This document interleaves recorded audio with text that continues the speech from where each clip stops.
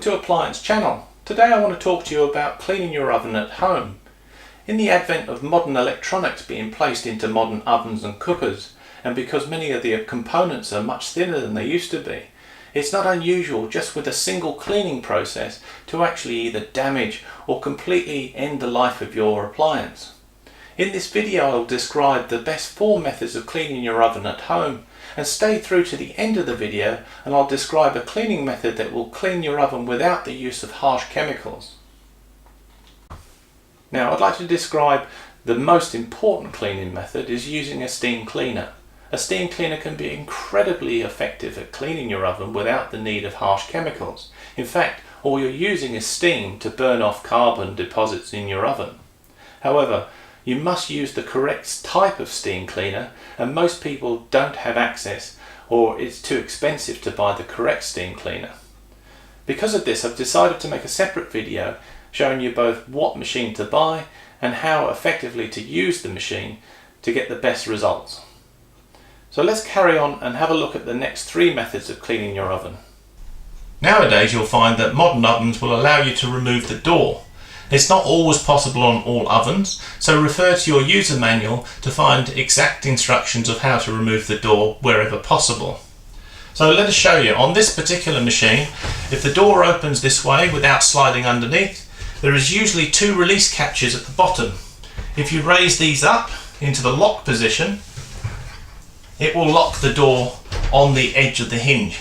This will make it easy to remove just by lifting and pulling out. It's that easy. So for most of us, we'll go to the shop and buy a purpose-built oven cleaner. Oven cleaner comes in 2 forms. It's usually a cream or a gel or a liquid that can be applied directly onto the oven. You've also got a spray-on product. They're both the same. They're both a caustic solution. They work quite well. You must be cautious about using it. It's the overspray from a spray-on cleaner is quite easy to get product on areas like elements, thermostats. There's a fan motor in the back of this oven here, and also the shields, the protective shields in the backs and sides of your oven shouldn't have any type of oven cleaner on them at all. They should be removed beforehand. Take them out, put them in a bucket with warm soapy water and just clean them that way and let them dry off before putting them back. So if you're using an oven cleaner, they work quite well. Make sure you're in a well ventilated room, open all windows and doors. They do give off a lot of vapour. You apply the product. If you're going to use a spray on, perhaps spray your product directly onto a sponge and then apply it exactly where you want it. Use it more like a liquid rather than the spray on itself. Once you've applied it, leave it on for an hour. After the hour has elapsed, you can then rinse it off thoroughly, get as much of the product out as possible. I would suggest perhaps turning the oven on to mid temperature and leaving it on for a good, say, 10-20 minutes to let it dry out additional moisture that's left in the oven.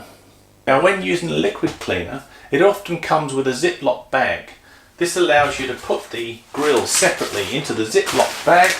You can then fill the bag with additional liquid, and this will wet all the grills themselves, and over a period of an hour, the same time as it takes to do the oven, you will clean the grills as well.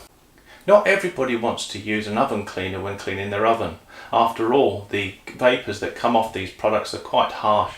So I want to describe another 2 cleaning methods to make your life easier without the use of harsh chemicals. They're still just as effective, and we'll see exactly how they work now. So the first method, I want to use a common household item, dishwashing detergent. We're just going to apply that to the left hand side of this oven. I would suggest just daubing it on in a nice thick coating. And what we're going to do, we'll leave that on for an hour and see how that performs. There's no water or anything added, it's just neat dishwashing detergent here. The glass area for some reason seems to be a lot harder to clean. So I'm going to apply it mostly to this area. I'll also show an area inside the oven on this side, and we can see how that performs. Now for the natural cleaning method, I'd like to show you a good old-fashioned bicarb of soda. This is a cooking ingredient. What we're going to do is we're going to make a paste up. I've put some water here in a in a bowl, and I'm just going to add a quantity of the bicarb. Just mix this so that the consistency is like a paste.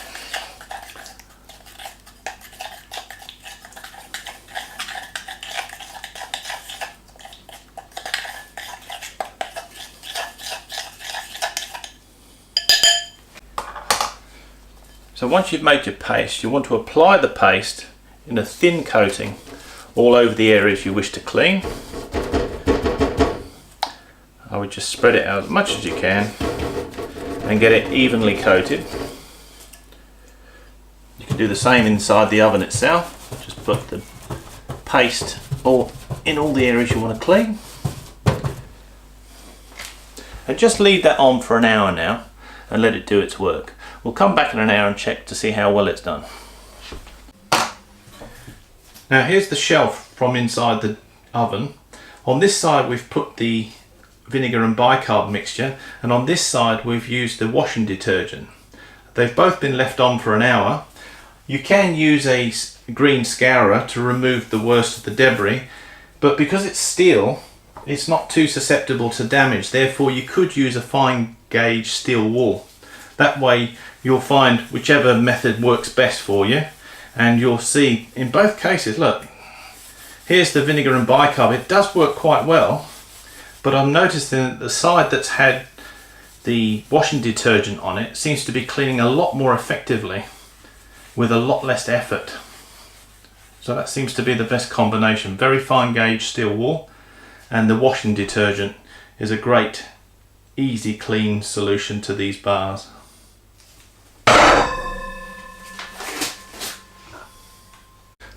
Okay, we've had the hour now, and in that time the washing detergent has done its job. If you leave it longer, it will actually work harder over a longer period.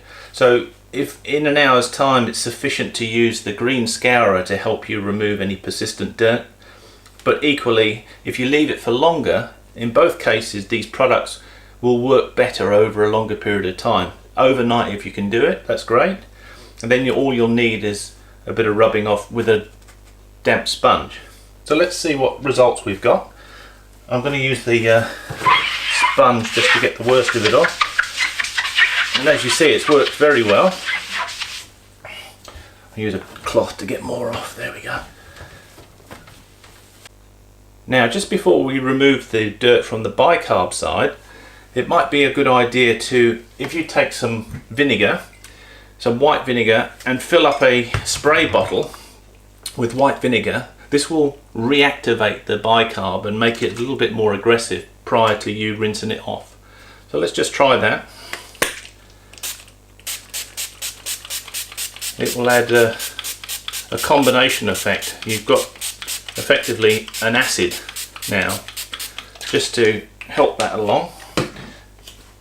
And again, if we just use a damp sponge just to remove now any excess, and as you can see it's worked very well. It's a very good cleaning method and no need for any harsh chemicals. So there you have two efficient cleaning systems that work without the need for aggressive chemicals like oven cleaner. Please leave any comments and don't forget to subscribe. You'll find links to any products that might help you clean your oven in the comment section below.